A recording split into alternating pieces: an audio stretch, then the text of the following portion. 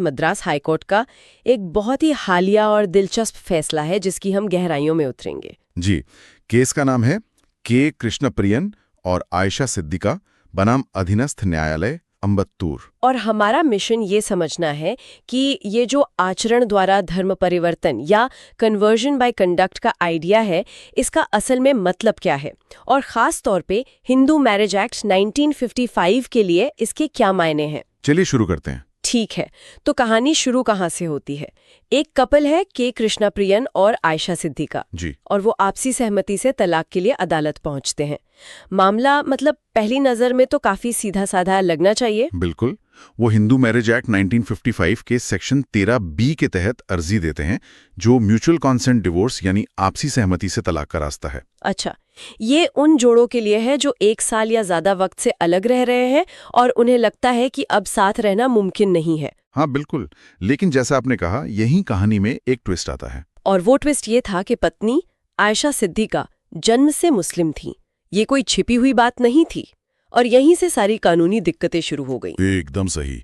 और सिर्फ इसी एक फैक्ट के आधार पर अम्बत्तूर की निचली अदालत यानी ट्रायल कोर्ट ने उनकी अर्जी खारिज कर दी। मतलब केस के अंदर क्या सही है क्या गलत है उस पर बात ही नहीं हुई, सीधा दरवाजे से ही लौटा दिया। हाँ बिल्कुल।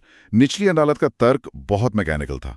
उन्होंने कानून की किताब खोली और कहा, हिंदू मैरिज एक्ट का सेक्शन 2 साफ साफ कहता है कि ये सिर्फ हिंदुओं, बौद्धों, जैनियों या सिखों पर लागू होता है। सही कहा, इसमें मुसलमान शामिल नहीं है। चूंकि पत्नी जन्म से मुस्लिम है, तो अदालत के हिसाब से ये कपल इस कानून के तहत अर्जी दे ही नहीं सकता। बस, केस क्लोज्ड। ये तो बड़ी अजीब बात है। मतलब एक कपल ने जिस कानून के हिसाब से शादी की, अपनी जिंदगी जी, अब उसी कानून में उन्हें आउटसाइडर बता दिया गया है। उनके लिए तो ये एक तरह से कानूनी डेड एंड हो गया। बिल्कुल। वो एक ऐसे दरवाजे पर दस्तक दे रहे थे जिसके बारे में अदालत कह रही थी कि ये उनके लिए बना ही नहीं है। जाहिर है उन्होंने इस फैसले को चुनौती देने का फैसला किया और मामला मद्रास हाईकोर्ट पहुंचा। और यहीं से ये केस असल में दिलचस्प होना शुरू होता है, क्योंकि हाईकोर्ट ने इस मुद्दे को सिर्फ कानून की किताबों के अक्षरों से नहीं बल्कि एक अलग ही नजरिए से देखा। यहाँ दिलचस्प बात यह है कि जस्टिस PB बालाजी ने निचली अदालत की तरह सिर्फ ये नहीं देखा कि कागज पर क्या लिखा है। उन्होंने क्या देखा? उन्होंने इस बात पर फोकस किया कि उस कपल ने असल में अपनी जिंदगी जी कैसे। उन्होंने सिर्फ दस्तावेज नहीं देखे बल्कि उनके इरादों और उनके कामों को समझने की कोशिश की। तो उन्होंने एक तरह से लेटर ऑफ द लॉ की जगह स्पिरिट ऑफ द लॉ को देखा। आप ऐसा कह सकती हैं। और ऐसा करने के लिए उन्होंने सुप्रीम कोर्ट के एक बहुत पुराने और लैंडमार्क केस का सहारा लिया। कौन सा केस? पेरूमल नादर केस। ये केस इस तरह के मामलों में एक गाइड की तरह काम करता है। अच्छा, तो इस पेरूमल नादर केस में सुप्रीम कोर्ट ने ऐसा क्या कहा था जो आज भी इतना जरूरी है? सुप्रीम कोर्ट ने एक बहुत ही गहरी और साफ बात कही थी। उन्होंने कहा कि हिंदू धर्म में कन्वर्ट होने के लिए किसी तयशुदा पूजा पाठ, शुद्धिकरण या किसी खास रस्म की कोई जरूरत नहीं है। ये अपने आप में एक बहुत बड़ी बात है। जी। सोचिए, देश की सबसे बड़ी अदालत कह रही है कि हिंदू धर्म की प्रकृति ही इतनी लचीली है कि वो किसी को अपनाने के लिए कागज या रस्मों का मोहताज नहीं है। बिल्कुल यही सुप्रीम कोर्ट ने कहा कि जो चीज सबसे ज्यादा मायने रखती है वो दो हैं। पहली, धर्म बदलने का सच्चा इरादा या बोनाफाइड इंटेंशन, और दूसरी उस इरादे को दिखाने वाला साफ सुथरा आचरण या अनइक्विवोकल कंडक्ट। मतलब आपका इरादा पक्का होना चाहिए और आपके कामकाज से वो इरादा झलकना भी चाहिए। यानी fake it till you make it वाला हिसाब नहीं चलेगा। आपको सच में उस रास्ते पर चलना होगा। सिर्फ ये कह देना कि मैं हिंदू हूं काफी नहीं है। एकदम सही। आपके action speak louder than words. Supreme court ने यह भी साफ किया था, किसी दूसरे धर्म में पैदा हुए इंसान का सिर्फ हिंदू फिलॉसफी में इंटरेस्ट होना उसे हिंदू नहीं बना देता। लेकिन अगर उसका इरादा सच्चा है और उसका बर्ताव ये दिखाता है कि उसने हिंदू धर्म को अपना लिया है, तो कानून उसे मान्यता देगा। और इस केस में हाईकोर्ट को इसी आचरण के बहुत मजबूत सबूत मिले। तो फिर हाईकोर्ट ने ऐसा क्या देखा जो निचली अदालत को नहीं दिखा? आखिर सबूत तो वही थे। वो कौन सी बातें थीं जिन्होंने जज का मन बदल दिया? कई चीजें थीं और वो एक एक करके एक पूरी तस्वीर बनाती हैं। सबसे पहली और सबसे बड़ी बात थी उनकी शादी। कहाँ हुई थी उनकी शादी? उनकी शादी चेन्नई के एक हिंदू मंदिर बालमुरुगन मंदिर में हुई थी। अच्छा। और ये कोई चोरी छिपे या जल्दबाजी में नहीं हुई थी।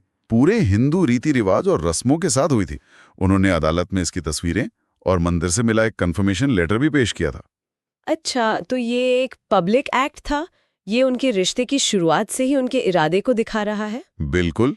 लेकिन कोई ये भी तो कह सकता है कि हो सकता है पत्नी ने सिर्फ पति की खातिर रस्मों में हिस्सा ले लिया हो। ये एक वाजिब सवाल है और इसलिए अदालत ने सिर्फ शादी को नहीं देखा।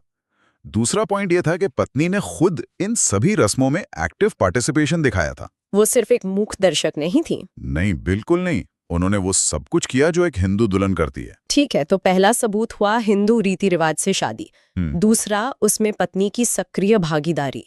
और क्या? तीसरा पॉइंट शायद सबसे ज्यादा मजबूत है। जब उन्हें कानूनी मदद की जरूरत पड़ी, जब उन्हें तलाक चाहिए था, तो उन्होंने कौन सा कानून चुना? उन्होंने जानबूझकर हिंदू मैरिज एक्ट को चुना। हाँ, ये एक बहुत बड़ा संकेत है। अगर वो खुद को हिंदू नहीं मानती तो उनके पास स्पेशल मैरिज एक्ट जैसे दूसरे कानूनों का भी रास्ता था। वाह, ये तो बहुत दिलचस्प है। मतलब उन्होंने अपने एक्शन से दिखाया कि वो खुद को इसी कानूनी दायरे का हिस्सा मानती हैं।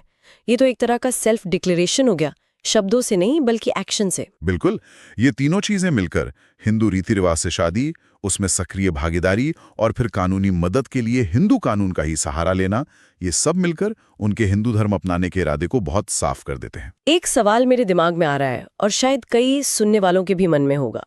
पत्नी ने अपना मूल मुस्लिम नाम आयशा सिद्दीका नहीं बदला था।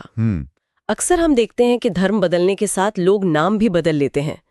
क्या अदालत ने इस बात पर गौर नहीं किया? ये तो उनके तर्क को कमजोर कर सकता था। ये बहुत जरूरी सवाल है और हाँ, अदालत ने इस पर ध्यान दिया, लेकिन उनका नजरिया बहुत ही मॉडर्न और प्रैक्टिकल था। जस्टिस बालाजी ने साफ कहा कि सिर्फ इसलिए कि पत्नी ने अपना मूल नाम नहीं बदला, इस बात को तूल देने की कोई जरूरत नहीं है। मतलब नाम से ज्यादा काम को अहमियत दी गई। एकदम। अदालत ने कहा कि किसी व्यक्ति का आचरण, उसके काम और उसके इरादे उसके नाम से कहीं ज्यादा वजनदार सबूत हैं। सही बात है। नाम बदलना एक निजी फैसला हो सकता है, लेकिन ये धर्म परिवर्तन की कानूनी वैधता के लिए कोई शर्त नहीं है। ये बात सोचने वाली है। आज के जमाने में जहां पहचान को लेकर इतनी बहस होती है, जहां नाम और सरनेम इतने मायने रखते हैं, वहां अदालत कह रही है कि आपकी असलियत आपके काम में है, आपके नाम में नहीं। बिल्कुल। अदालत का यही नजरिया था कि भले ही पत्नी जन्म से मुस्लिम थी, लेकिन उनके कामों ने साफ तौर पर दिखा दिया था कि उन्होंने हिंदू धर्म को अपना लिया है।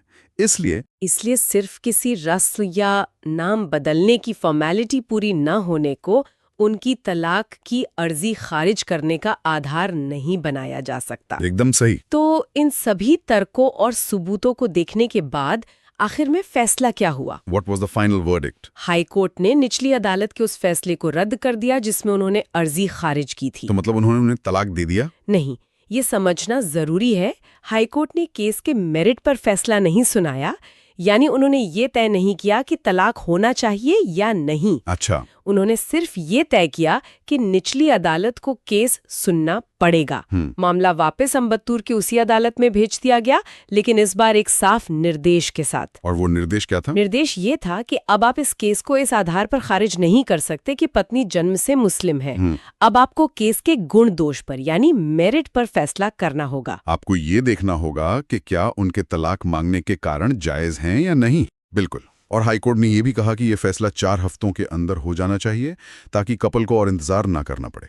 तो एक तरह से हाईकोर्ट ने निचली अदालत को उनकी गलती सुधरने और कानून को ज्यादा प्रैक्टिकल तरीके से देखने का निर्देश दिया।